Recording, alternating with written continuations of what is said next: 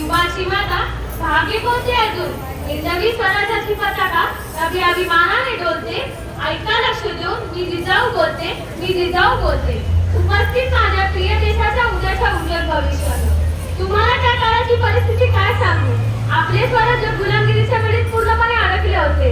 एका बाजूला मुघलांचा त्रास, एकीकडे निजामशाही, मराठी माणसाला जगणे अगदी असह्य झाले होते. आणि सगळीकडे नुसता अन्यायाचा स्वैराचार, माता भगिनी गोरगरीब याची जगणे अशक्य झाले होते.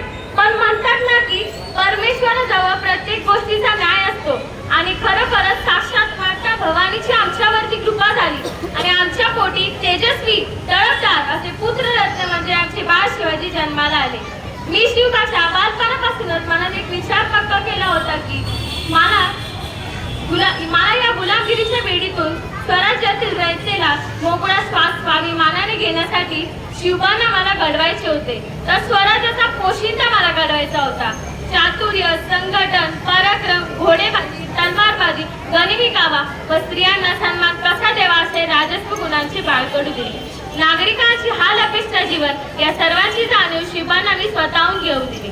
मी दिलेल्या संस्काराचे बीज मनात घेऊन खरोखरच माझे शिवबा एक महापराक्रमी, शूरवीर, गरिबांचा वाली, सिंहाचा छावा असे साक्षात श्री छत्रपती शिवाजी महाराज घडले.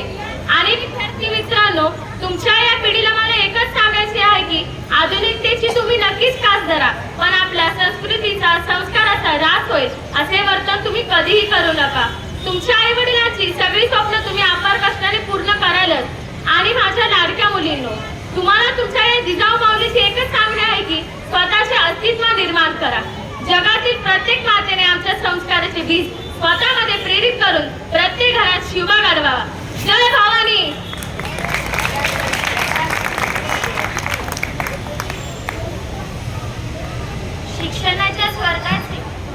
शिक्षणाच्या स्वर्गाचे चिरे उघडले दार, तीच सावित्री आज जगाची शिलेदार. ओळखलंच मला, मी सावित्री. भिडेवाड्यात भारतीय माणसांसाठी सुरू केलेली पहिली शाळा सर्व धर्मीय मुलींसाठी होती आणि मी पहिली शिक्षिका आणि मुख्याध्यापिका सुद्धा. शिक्षण हे वाघिणीचे दूध आहे हे तर मी माझ्या लेकरांना देणार होते. शेळपटांसारखे जगलात तर काम तमाम होते,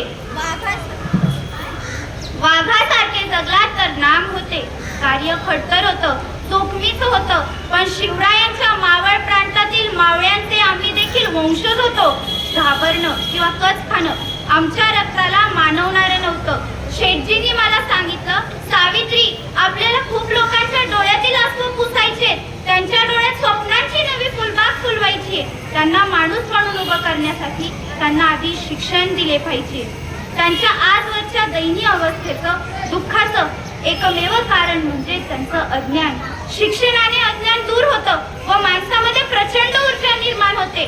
तो विचार करतो, स्वतःला घडवण्यासाठी, स्वतःची प्रगती करण्यासाठी सतत धडपडतो. अशी धडपडणारी, घडविणारी आणि घडणारी सृजनशील माणसं आपल्याला आणि आपल्या देशाला, भारताला गतवैभव प्राप्त करून देण्यासाठी शिक्षणाशिवाय तरणोपाय नाही. आणि सावित्री, यासाठी आपल्याला शिक्षण द्यायचे, उद्याचे सूर्य घडवण्यासाठी आपल्याला काम करायचे. देशील मला साथ. धन्यवाद.